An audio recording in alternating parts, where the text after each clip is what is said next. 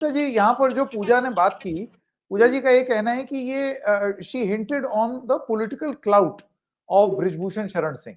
मेरा सवाल आपसे ये है कि आज की डेट में अब जो और मैं बार बार ये चीज कह रहा हूं, ऐसे नहीं है कि एकदम से बृजभूषण शरण सिंह को ये एहसास हुआ कि अभी कल तक मेरा दबदबा था, चलो आज मैं सुबह उठ के संन्यास ले लूं।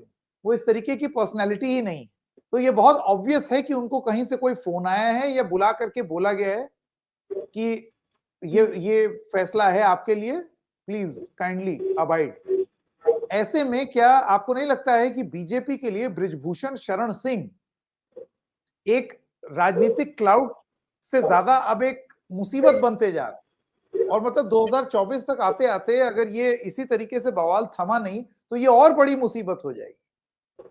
भले ही उनका गोंडा और उसके आसपास के क्षेत्र में बड़ा वर्चस्व हो, लेकिन वो नुकसान ज्यादा कर देंगे फायदा से। देखिए, सबसे पहले तो मैं इस मामले को बीजेपी या कांग्रेस या कोई पार्टी स्पेसिफिक नहीं देखना चाहती हूँ। मैं इसको हाँ, एक वाइडर एंगल से देख रही हूँ कि जो पॉलिटिसाइजेशन ऑफ स्पोर्ट्स बॉडीज हो गई है, जैसे कि कोई भी आप फेडरेशन देखे या कोई भी स्पोर्ट्स बॉडी आप देखते हो, तो उनके ऊपर कौन बैठे हुए हैं आज की डेट में? तो उनके ऊपर ज्यादा से ज्यादा जो लोग बैठे हुए हैं वो कोई ना कोई ब्यूरोक्रेट या पॉलिटिशियन है, जिनके पास बहुत ज्यादा पावर है टू इन्फ्लुएंस डिसीजंस या to influence the vote share या और कोई चीज। तो ये एक बहुत ही बड़ा सिचुएशन है और यही ऐसी घटना जो है ये रिपीट हो सकती है।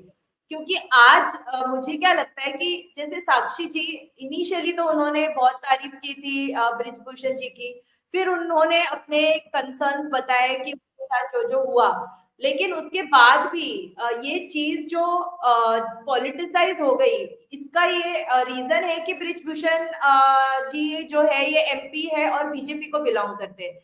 कल अगर कोई कांग्रेस के है और उनके ऊपर ऐसे कोई आरोप आता है तो शायद बीजेपी इस मैटर को उस तरीके से पॉलिटिसाइज करे या कोई और पार्टी उसको करे। तो ये जो प्रॉब्लम है ना, ये एक बहुत सीरियस प्रॉब्लम है सही कह रहे हैं कि आप। जवाबदेही किसकी होती है। तो इस घटना में मैंने जो देखा है कि मैंने जो पढ़ा है और सुना है, मुझे लगता है कि सुप्रीम कोर्ट ने ये इलेक्शंस ऑर्डर किए थे और it was monitored also by the supreme court. तो क्या इन दिस सर्कमस्टेंसेस हम बोल रहे हैं कि जो इलेक्शंस हुए हैं वो गलत हुए हैं, और फिर कौन रिस्पॉन्सिबल है? अगर सुप्रीम कोर्ट ने इसको ऑथराइज किया था कि इलेक्शंस हो, तो फिर कहीं ना कहीं ये जवाबदेही सुप्रीम कोर्ट की भी हो जाती है अगर इलेक्शन सही तरीके से नहीं हुए। जैसे किसी मैडम ने, कृष्णा जी ने अभी बताया कि स्टेट के इलेक्शंस नहीं हुए।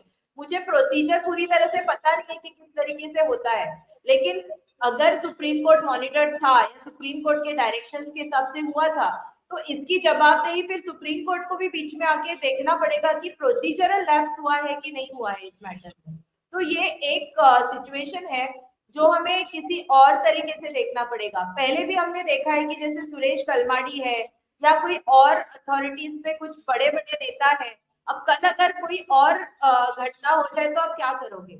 अब हम आते हैं कि वुमेन्स रिप्रेजेंटेशन, जो अभी साक्षी जी ने बात निकाली है कि वुमेन रिप्रेजेंटेशन क्यों नहीं है।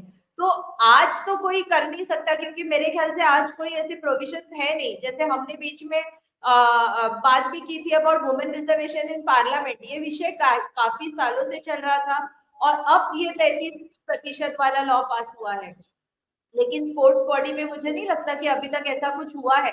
तो इसमें काफी सारे रिफॉर्म्स की जरूरत है। और सेक्सुअल हरासमेंट के केसेस हम अक्रॉस देखते हैं, वेदर वो कॉर्पोरेट में है या हम पॉलिटिक्स में देखते हैं या अभी स्पोर्ट्स में जो उभर के आ रहा है। तो इसको एक अलग तरीके का माइलेज इसलिए मिल जाता है क्योंकि पॉलिटिशियंस इसमें इन्वॉल्व हो जाते हैं और एक दूसरे के खिलाफ पॉलिटिक्स करना जरूरी हो जाता है, because election point of view से सब लोग इसको देखते हैं।